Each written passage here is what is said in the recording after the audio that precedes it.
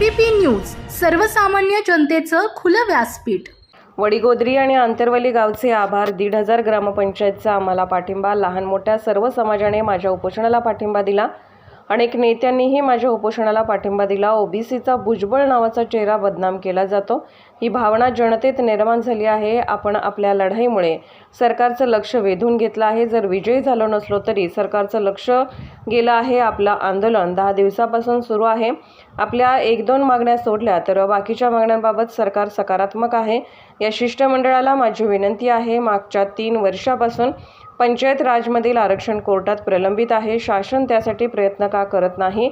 आज आम्ही हे आंदोलन स्थगित करत आहोत आणि नंतर आंदोलनाची दिशा ठरवू। आताचं जे आम्ही हे आंदोलन स्थगित केले असं आम्ही तुम्हाला सांगितलं आहे। आंदोलन थांबलेलं नाही। वेळोवेळी आम्ही आंदोलनाची दिशा स्पष्ट करू, पण आम्ही 1-2-3 मुद्दे आमचे मान्य केल्याचं शासनाने देखील आम्हाला दिलेलं आहे। 2 मुद्दे टेक्निकल इश्यूजमुळे ते आम्हाला सर्वपक्षीय नेतृत्वाच्या बैठकीनंतर आम्हाला असं सांगितलं आणि आम्हालाही त्यांनी बैठकीला बोलवलेलं आहे। त्यामुळे ते 2 मुद्दे आम्ही आणि पंचायत राज रिझर्वेशन असेल, अनेक मुद्दे हे आंदोलन आता कंटिन्यू चालू कुठले निर्णय आम्हाला हे बघा, आमची मागणी अशी होती की बोगस सर्टिफिकेट तुम्ही अर्लियर करेक्शनच्या माध्यमातून तुम्ही जे इश्यू केले आणि शासनाच्या संरक्षणात इश्यू केले, या भागात त्या भागात अधिकाऱ्यांना ऑर्डर देऊ आणि विक्रमी वेळात इश्यू केले, हे अर्लियर करेक्शनच्या माध्यमातून तुम्ही केलेले बोगस दाखले जे इश्यू केले, याच्यावर आमचं ऑब्जेक्शन आहे, याच्यावर आमच्या हरकती आहेत। मग त्या हरकतीचं झालं काय याची श्वेतपत्रिका आम्हाला शासनाने जाहीर करावी, ॲक्शन टेकन रिपोर्ट आम्हाला सादर करावा आणि याच्यावरती ही मागणी आमच्यावर शासनाने यावरती काही बोललेलं नाही। म्हणून आम्ही या मुद्द्यावरती आम्ही नाराज आहोत आणि आम्ही पुढच्या आंदोलनामध्ये आम्ही हा विषय लावून घेणार आहोत। आणि पुढचा विषय आमचा पंचायत राजमधलं आमचं 56,000 जागांचं रिझर्वेशन गेलेलं आहे आणि गेल्या 3 वर्षापासून कोर्टामध्ये आमची केस पेंडिंग आहे आणि त्यामध्ये शासन त्यांना विनंती करणार आहे की नाही या पंचायत राजच्या निवडणुका ओबीसी आरक्षणाशिवाय घेणार आहे, याचं उत्तर आम्हाला शासनाने द्यावं। म्हणजे हे सरकार काटावर पास झालेलं आहे, हे सरकार पास म्हणजे मेरिटवर पास झालेलं नाही। त्यामुळे ओबीसी बांधवांना आणि महाराष्ट्रातल्या सगळ्या लोकांना माझी विनंती आहे, आपल्या लढाईमुळं आपण या शासनाचं लक्ष वेधून घेण्यात आपण सक्सेस झालेलो आहोत। विजयी जरी झालो नसलो तरी आपल्या आंदोलनाकडे लक्ष दिलेलं आहे, एवढं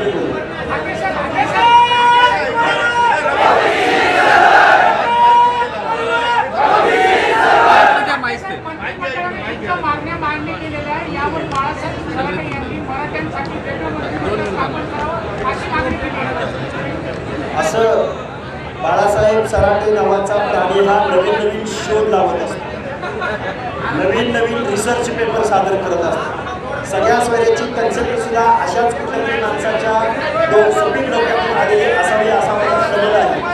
वेगळं मंत्रिमंडळ कसं स्थापन होऊ शकतं, कुठल्या घटनात्मक तरतुदीनुसार होऊ शकतं, देश काय अराजकतेकडे न्यायचं, राज्य काय अराजकतेकडे न्यायचं आहे का, शासन अशा लोकांना काय एंटरटेनमेंट करतं, याचं मला पडलेलं कोड आहे। 12 करोड जनतेचं सरकार आहे, तुम्ही दुसरं मंत्रिमंडळ स्थापन करा म्हणजे हे काय, हे चाललंय काय या राज्यामध्ये?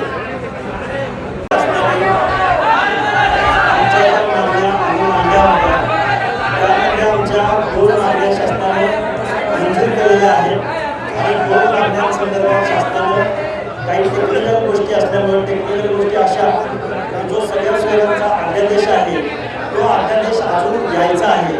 येण्याच्या अगोदर सर्वपक्षीय नेत्यांच्या उपस्थितीमध्ये बैठक होणार आहे आणि ती बैठक झाल्याशिवाय आम्ही सगळ्या शहराचा अध्यादेश काढणार नाही, अशा पद्धतीचं आश्वासन आम्हाला दिलेलं आहे।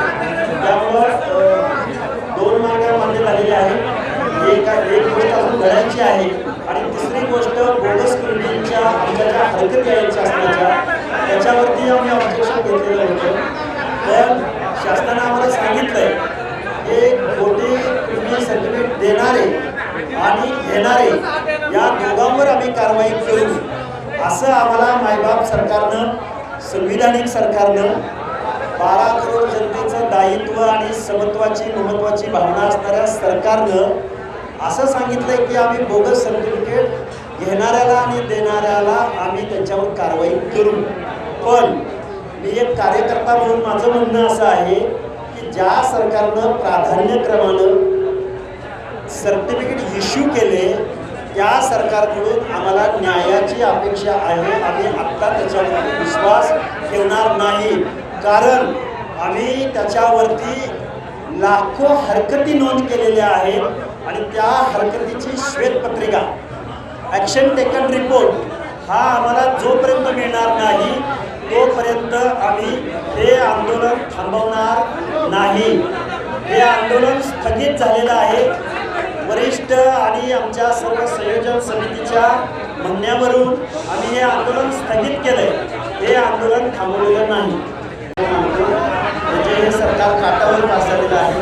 हे सरकार पास म्हणजे मेरिटवर पास झालेलं नाही.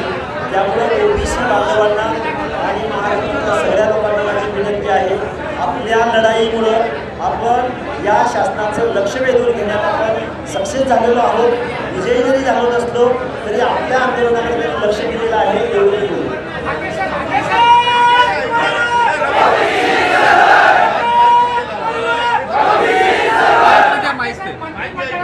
मागण्या मांडणी केलेल्या आहे. यावर बाळासाहेब थोरात यांनी मराठ्यांसाठी वेगळं मंत्रिमंडळ स्थापन करावं अशी मागणी केली आहे. असं बाळासाहेब सराटे नावाचा प्राणी हा नवीन नवीन शोध लावत असतो, नवीन नवीन रिसर्च पेपर सादर करत असतो. सगळ्या स्वराची कन्सेप्ट सुद्धा अशाच कुठल्यातरी माणसाच्या सपीक डोक्यातून आलेले असावे असा मला समज आहे. वेगळं मंत्रिमंडळ कसं स्थापन होऊ शकतं, कुठल्या घटनात्मक तरतुदीनुसार होऊ शकतं. देश काय अराजकतेकडे न्यायचं, राज्य काय अराजकतेकडे न्यायचं आहे का? शासन अशा लोकांना काय इंटरटेनमेंट करतं याचं मला पडलेलं कोड आहे. 12 करोड जनतेचं सरकार आहे. तुम्ही दुसरं मंत्रिमंडळ स्थापन करा म्हणजे हे काय, हे चाललंय काय या राज्यामध्ये?